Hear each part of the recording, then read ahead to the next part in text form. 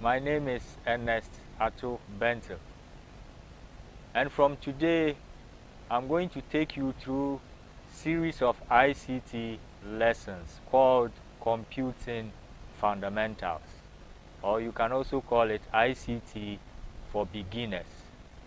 So if you are a person who do not know anything about ICT, this is the right place for you. If you are a student, if you are a teacher, if you are a worker, or anybody at all who is interested in IT, this is the right place for you. You can all bear with me that today we are in ICT world, and one way or the other, everyone encounters an ICT tool at least in a day. So we are going to begin series of lessons from today. And today our first lesson is on Introduction to Computers. Introduction to Computers. So the topic for today is on Introduction to Computers. We are going to begin from the scratch, what really a computer is. And viewers, by the end of this, you will be able to describe what a computer is. Describe what a computer is. 2. Give examples of computers. Give examples of computers. And then 3. Mention the parts of a computer. So viewers, the lesson objectives for today, by the end of the lesson, you will be able to describe what a computer is. 2. Give some examples of computers. And then 3. Mention the parts of a computer. So viewers, let's begin with the lesson. During a day, you may use your phone to make a call. As you see on the screen there, the man making a call. So I believe that anyone with a mobile phone, during a day, you may use your phone to make a call or receive a call. You may use the phone to listen to music. As you see the gentleman there enjoying music from his phone. So during the day, you may use your phone to listen to music. You may also withdraw cash from an automated teller machine, that is ATM. You may also withdraw cash from an automated teller machine. Normally, when you go to the bank, not everyone enters the banking hall to transact business. You can see a small machine fixed on the wall where people can cash out money from that device. And that device is what we call automated teller machine. So during a day, you may use your phone to make a call, listen to music, or use an automated teller machine. But little do we know that we are all using computers. The phone is a computer. The automated teller machine is a computer. But funny enough, you see these people saying, I don't know anything about computers. But we are already into using computers. That is why this lesson is for you, so that at least you will have an in-depth knowledge of some of the devices you are already used to. So if the phone is a computer, when we are making a call, we are using a computer. When we are listening to a music on our phone, we are using a computer. When we access our money through the ATM, we are using a computer. Then viewers, what is a computer? What is really a computer? And that is what we are going to look at now. What is a computer? A computer is an electronic device that accepts data, processes the data, gives out output, and stores the output for immediate or later use.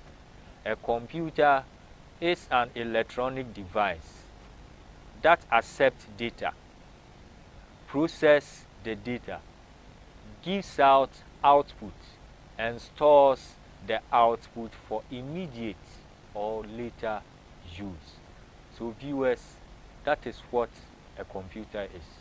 And we are going to break down this definition for you to understand it better. So we are going to take the key words from this definition and then we try to explain it. So we are saying that a computer is an electronic device. A computer is an electronic device.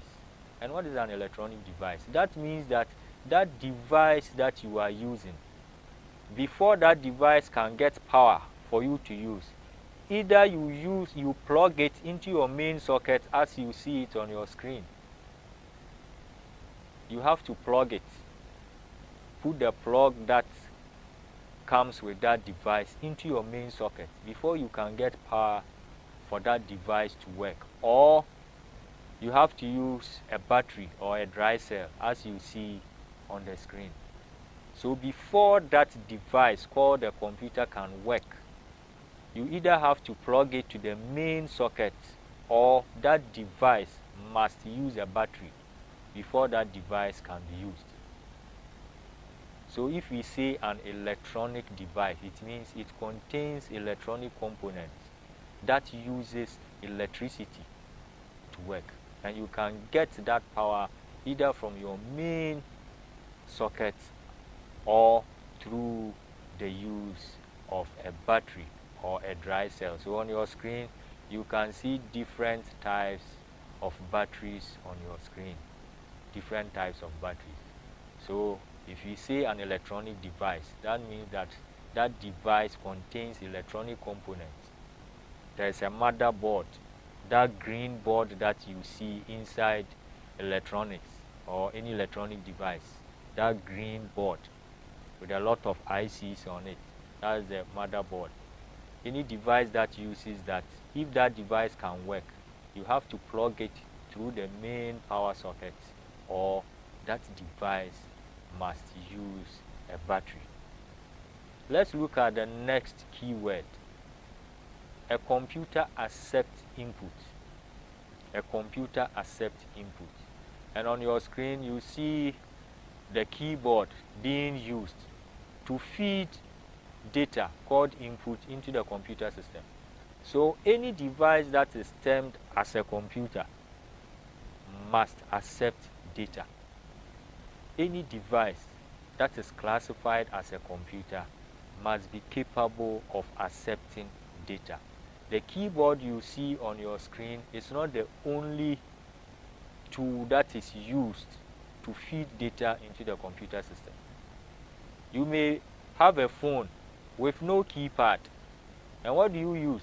You use the touch screen to feed data into the phone. So if I want to dial a number, I see the keypad on the screen of my phone and I use my hand to touch the numbers. And touching the numbers means that I'm feeding data into the computer system.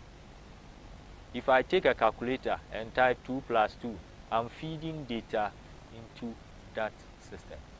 So a computer must be able to accept data as input.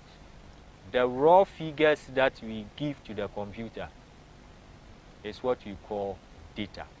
And the process of putting that data into the computer system is what we call input. So anything I feed into the computer system is called data. And the way I feed that data into the computer system is what we call input. So after being an electronic device, a computer must accept data as what? Input. Let's look at the next keyword. After feeding data to the computer system, the computer must be capable of processing the data. So you see on your screen that processing is going on. Processing data. So if I punch 2 plus 2 on my calculator, the computer will process it and then it will give me an answer that is 4. But because calculator is so fast in processing, immediately you press equal to, it gives you the answer. but a processing must go on before you get your results. So after feeding data into the computer system, the computer must process the data. So that is another function of the computer. After feeding in data, the data must be processed.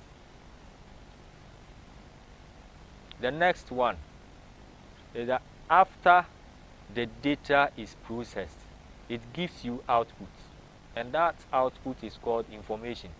So we feed data into the computer system, it processes the data, and it gives us output as information. I know there is an exercise going on right now, that is the population and housing census.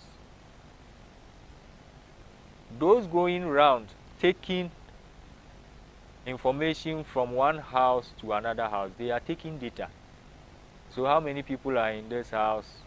If they meet your father, how many children do you have? What's your date of birth?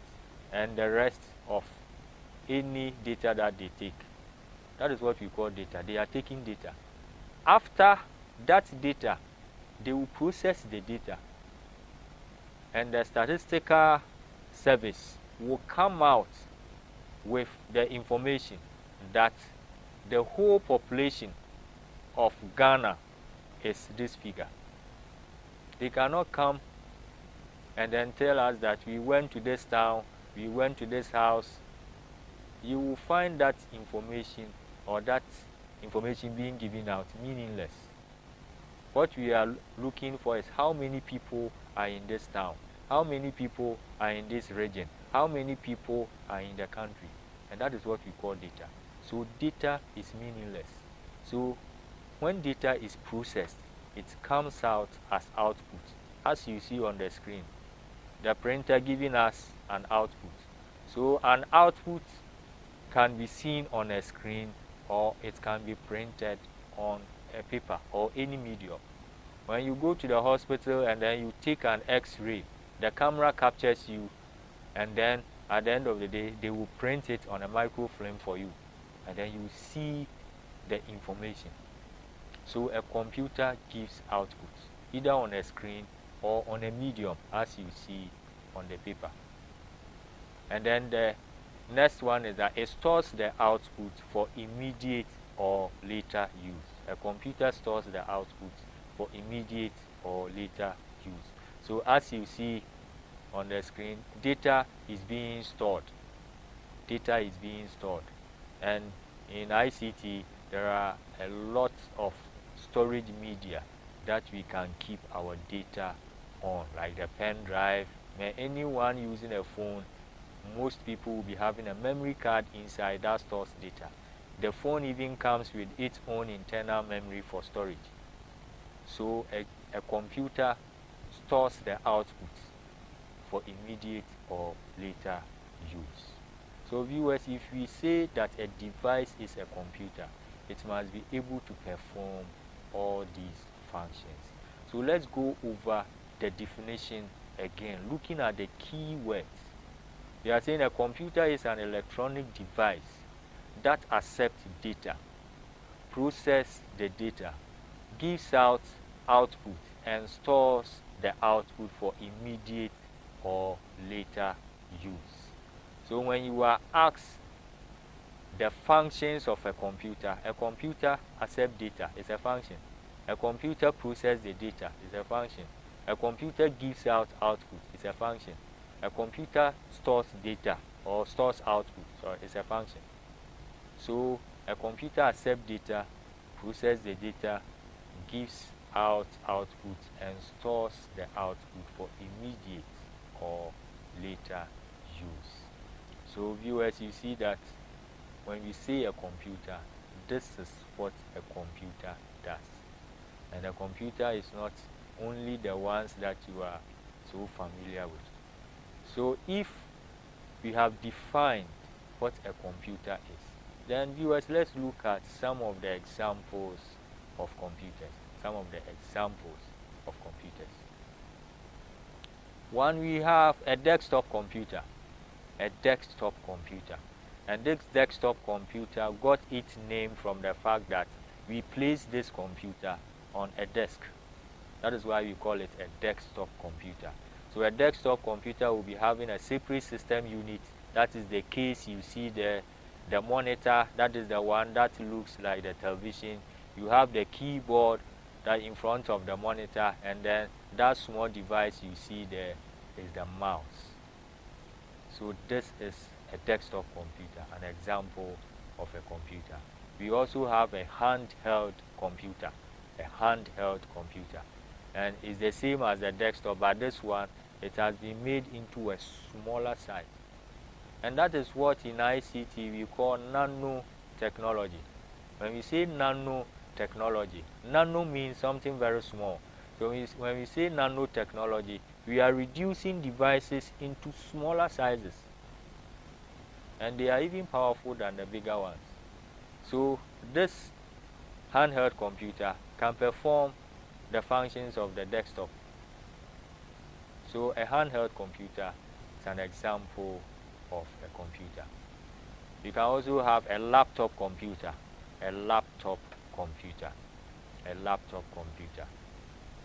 We also have a netbook computer, Viewers, if you look on your screen, you will agree with me that a laptop computer and a netbook computer looks the same, isn't it?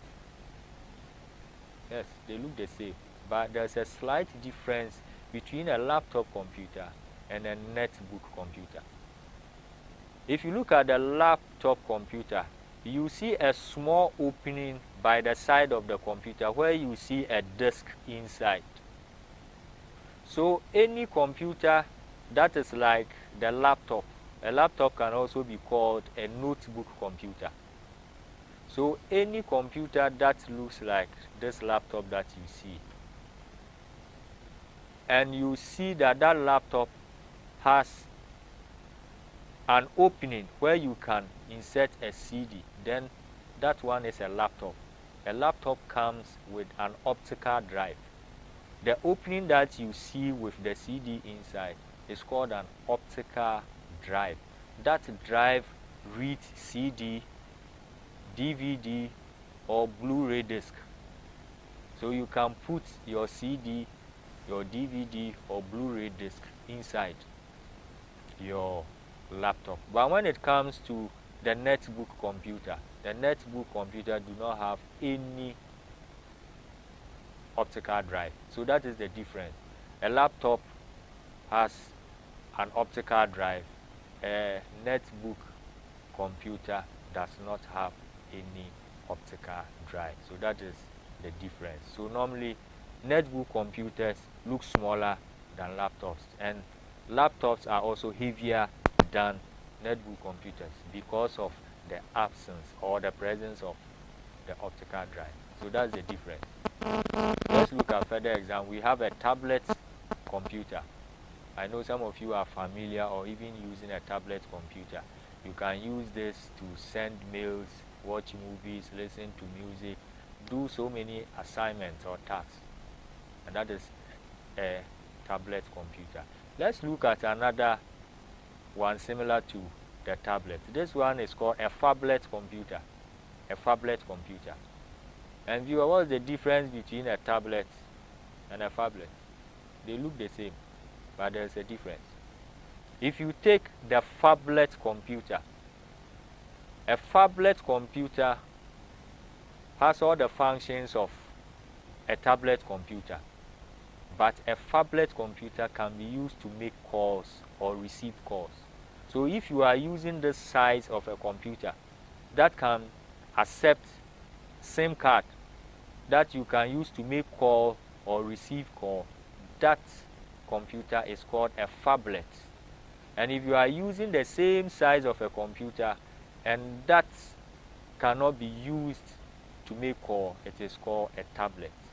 So a phablet can be used to make a call, and a tablet cannot be used to make a call. That is the difference.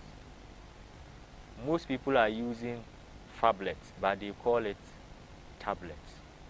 So let's correct that from today. If you are using a tablet-sized computer that can be used to make a call or receive a call, then that computer is called a phablet computer. So we have a tablet computer and a phablet computer. You also have the smartphone, and I believe you are familiar with this. But before the smartphone came, we were using this land phone. This land phone was very popular. Land phone. And what are some of the disadvantages? You couldn't move it from one place to another. And normally they use physical lines, like the electricity lines that you see outside. So anytime it rains and we are not lucky and trees fall on the lines, we get a break in transmission. So with time, this phone became uncommon. If you can also remember, we had the phone booth from Ghana Telecom.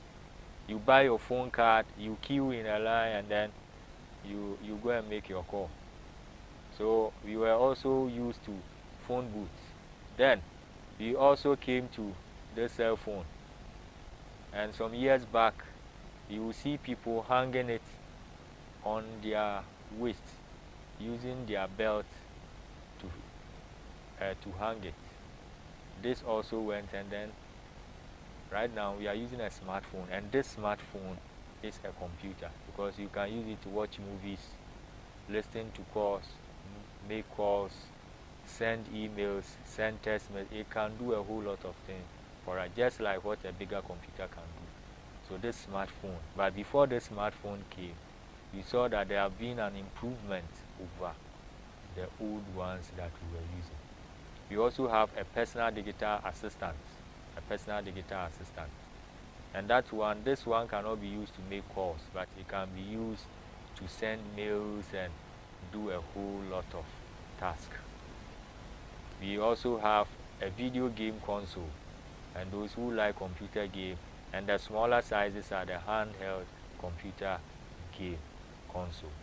So these are all examples of computers. We also have the thermometer.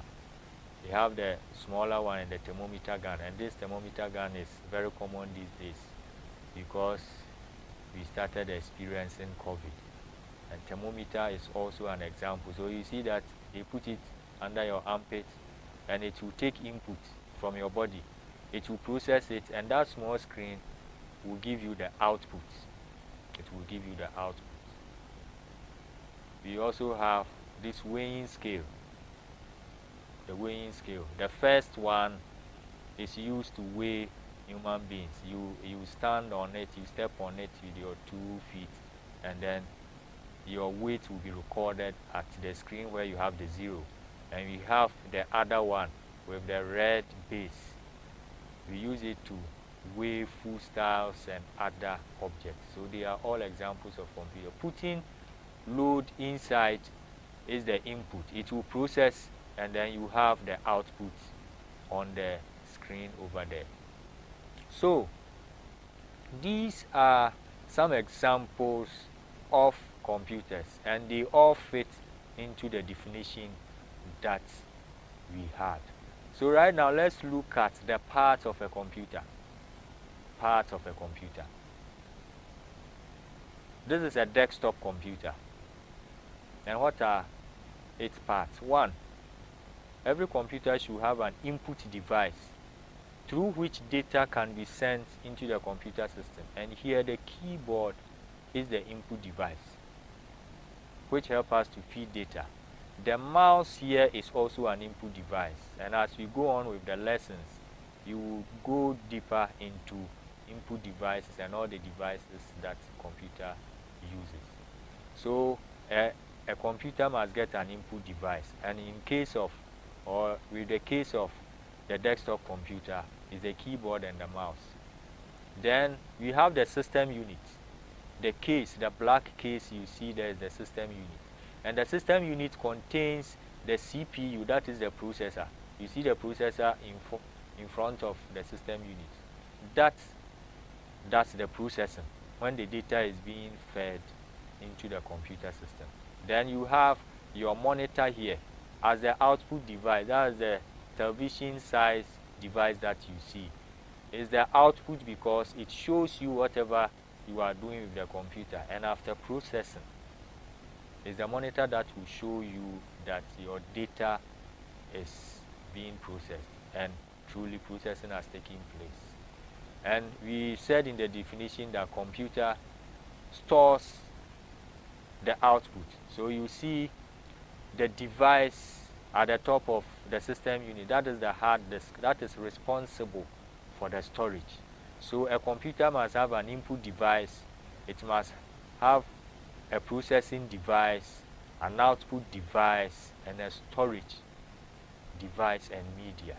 So these are part of. So if you take your phone, your screen, the touch screen serves as input and output, and there is a processor inside. If you check the system of your phone, about the phone, if you go to settings and you look at about the phone, you will see the processor, the name of the processor there. So viewers, these are the parts of a computer system. Now let's look at, in a quick brief, the summary of our lesson. Viewers, we talk about what a computer is, that a computer is an electronic device that accepts data, processes the data, gives us output, stores the data for immediate or later use. We also looked at some examples of computers: the desktop, the laptop, the tablet, the phablet, weighing scale, the thermometer, video game console are all examples of computers. And we also looked at parts of a computer. So a computer must have an input device that accepts, feed data into the computer, a processing device, an output device, and a storage device and media. So viewers, I hope you enjoyed this first lesson, lesson 1 of our ICT lesson. Now, let's take this homework. Take your pen or book and then write this homework down. 1. What is a computer? What is a computer? 2. State 3 functions performed by a computer, and that functions can be found inside the definition of the computer. And then you also have named 3 examples of computers. So what is a computer? State 3 functions performed by a computer and name 3 examples of computers. So take this homework and then make sure you do it. Now, we are introducing this one too. You see this link on your screen. Just copy it. Copy this link. https semicolon 2 backslashes forms forms.office.com /r capital M T U S K capital S I capital J M capital S. Copy this link down. Just paste it in your web browser where you have your web address. Paste it there. It will give you an assignment to do. Paste it there. It will give you an assignment to do. And in fact, we are going to reward people with high marks. You see some questions there. Try them. If you try them, your results will come to Capdale, and we are going to reward those with high marks. So make sure you copy this link down. Copy it as you see it. Copy it as you see it. Paste it inside your web browser like Mozilla Firefox, Opera, Safari, Microsoft Edge, and the rest of the browsers that you have. Paste it there, and then just click on go, and then it will open an assignment for you to do. And immediately you finish the assignment, you will see your results there, and Capdale 2 will get your results, and we are going to reward people based on the mark they get. So I believe you have put this link down. I believe you have finished putting this link down. So viewers, we have come to the end of lesson 1 of our ICT lesson, that is Computing Fundamentals or ICT for Beginners. I hope you enjoyed this lesson. Until we meet again for lesson 2 of this ICT lessons, this is your teacher, Ernest Atto Benton. Bye-bye.